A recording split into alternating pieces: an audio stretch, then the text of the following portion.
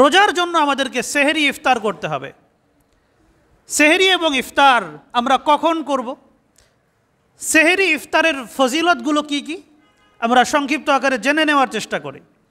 সেহরি কখন করব এটা জানার জন্য আগে জানতে হবে সেহরি কাকে বলে। সেহরি শব্দটা এসেছে সাহার থেকে। সাহার মানে হলো রাতের শেষ প্রহর, সূর্যাস্তের পর থেকে সুবহে সাদেক পর্যন্ত যে সময়, এটাকে যদি আমরা 6 ভাগ করি তাহলে একদম শেষের যে ভাগ সেটা হচ্ছে সাহার। ওই সময় যে খাবার খাওয়া হয় সেটাকে বলা হয় সাহারি। এই সাহারি খাওয়ার ফজিলত অনেক। হাদিসে পাকে এসেছে, সহিহ বুখারীর 1923 নম্বর হাদিস, আল্লাহ রসুল সাল্লাল্লাহু আলাইহি সাল্লাম ইরশাদ করেছেন, তাসাহারু ফাইন্না ফিস সুহুরি বারাকা। তোমরা সেহরি করো, এই সেহরির মধ্যে বরকত আছে। তো এই বরকত যদি আমরা পেতে চাই তাহলে আমাদেরকে সেহরি রাতের শেষ প্রহরে করতে হবে। যদি কোনো ব্যক্তি আগরাত্রে খেয়ে ঘুমান যে ভোর রাত্রে আর উঠবো না, এখন একসাথে বেশি করে খেয়ে নেই, অথবা মাঝরাতে উঠে খাওয়া দাওয়া করলেন, তাহলে তারা সেহরি করার যে ফজিলত ওটা লাভ করবেন না। সেহরির ফজিলত পেতে হলে ভোর রাত্রেই যখন সেহরির সময় তখনই সেহরি করতে হবে। তবে সেহরি যে অনেক বেশি খেতে হবে তা না। 1 ঢোক পানি পান করলাম, একটা খেজুর খেলাম, এটাই যথেষ্ট। হালকা পাতলা কিছু হতে পারে, ওতে কোনো অসুবিধা নাই, কিন্তু খেতে হবে রাতের শেষ ভাগে। একটা বিষয় হলো এই যে সেহরি এবং ইফতার, সেহরি ইফতারে আমরা কি পরিমাণ খাবো? সেহরি এবং ইফতারে আমাদেরকে পরিমিত খেতে হবে। একদম কম খাওয়া সেটা যেমন উচিত নয়, একদম বেশি পরিমাণে খাওয়া সেটা উচিত নয়। পরিমিত খেতে হবে এবং খেয়াল রাখতে হবে আমাদের যেন জামাত ছুটে না যায়, তাকবীরে উলা ছুটে না যায়, এদিকে খুব খেয়াল রাখতে হবে। আমাদের অনেক ভাই এমন আছেন যারা ফজরের সময় শুধু খেতেই থাকেন, যে আর তো সারাদিন খেতে পারবো না, বেশি করে খেয়ে নেই। খেতে খেতে শরীর ভারী হয়ে যায়, পরে আর ফজরের জামাতে তার যাওয়া হয় না, যে ঘরেই 2-4 রাকাত নামাজ পড়ে শুয়ে পড়ি। অনেক ভাই আছেন ইফতারের সময় শুধু খেতেই থাকেন, ও দিক দিয়ে তার জামাত ছুটে গেছে, তাকবীরে উলা তো গেছেই। এজন্য খুব সতর্ক থাকা দরকার, আমাদের যেন তাকবীরে উলা না ছোটে, আমাদের যেন জামাত না ছোটে। ভাই যদি আমরা ইফতার একটু দেরি করে করি কোনো সমস্যা নাই, কিন্তু তাকবীরে উলা যদি ছোটে তাহলে সমস্যা আছে। জামাত যদি ছোটে ভাই সমস্যা আছে। এই রমজান আসছে আমাদেরকে আমলের তালিম দেওয়ার জন্য। আমি খাওয়ার পিছনে পড়ে যদি জামাত ছেড়ে দিলাম, খাওয়ার পিছনে পড়ে যদি আমি তাকবীরুল্লাহ ছেড়ে দিলাম, তো এই ইফতারের এই সেহরির কি ফজিলত রে ভাই।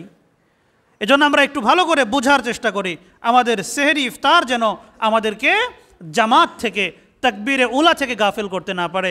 আল্লাহ রাব্বুল আলামিন আমাদেরকে তৌফিক দান করুন। এই যে সেহরি এবং ইফতার আমরা কি নিয়ত করব এবং এই সময় আমরা কি দোয়া পড়ব? আমাদের দেশে সেহরির দোয়া নামে একটা দোয়া প্রচলিত আছে। ইফতারের সময়ও দোয়া আমরা পড়ি। তো সেহরির সময় বিশেষ কোনো দোয়া পড়তে হবে, এটা কোরআনে বা হাদিসে কোথাও এ সম্পর্কে কোনো আলোচনা নাই। সেহরির সময় বিশেষ কোনো দোয়া পড়তে হবে না। সেহরি যখন আমরা খাবো, স্বাভাবিক খাওয়া দাওয়ার যে দোয়া আছে আমরা সেগুলো পড়ব। ইফতারের সময় যখন আমরা ইফতার করব, তখন আমরা কিছু দোয়া পড়ার চেষ্টা করব।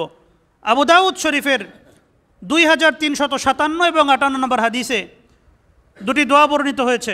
এই দোয়াগুলো আমরা পড়ার চেষ্টা করব। যখন আমরা ইফতার সামনে আনবো তখন তো তওবা ইস্তিগফার পড়তে থাকবো, দোয়া করতে থাকবো। যখন ইফতারের সাইরেন দেওয়া হবে তখন আমরা পড়ব, আল্লাহুম্মা লাকা সুমতু ওয়া আলা রিজকিকা আফতারতু বিসমিল্লাহি ওয়া আলা বারাকাতিল্লাহ। এই দোয়া পড়ে আমরা ইফতার শুরু করব। যখন আমাদের ইফতার খাওয়া হয়ে যাবে, শরীর মোটামুটি পরিতৃপ্ত হয়ে গেছে, তখন আরেকটি দোয়া আছে, সে দোয়াটি আমরা শিখে নেব ইনশাআল্লাহ। যাহাবায যামাউ ওয়া বাতাল্লাতিল উরুকু ওয়া সাবাতাল আজরু ইনশাআল্লাহ। এই দোয়াগুলো অনেক তাৎপর্যপূর্ণ।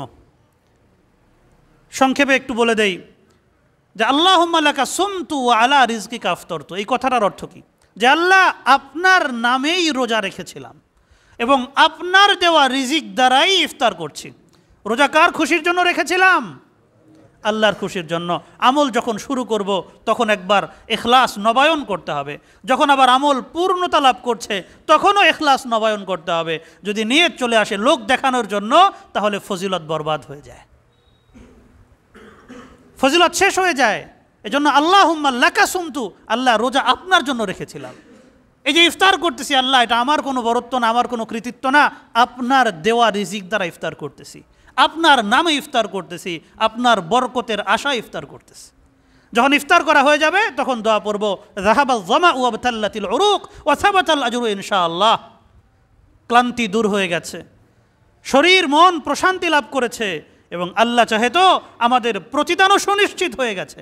সুবহানাল্লাহ, সুবহানাল্লাহি ওয়া বিহামদি। যারা এই দোয়া পড়বে আল্লাহ রাব্বুল আলামিন তাদের প্রতিদান সুনিশ্চিত করে দিবেন ইনশাআল্লাহ।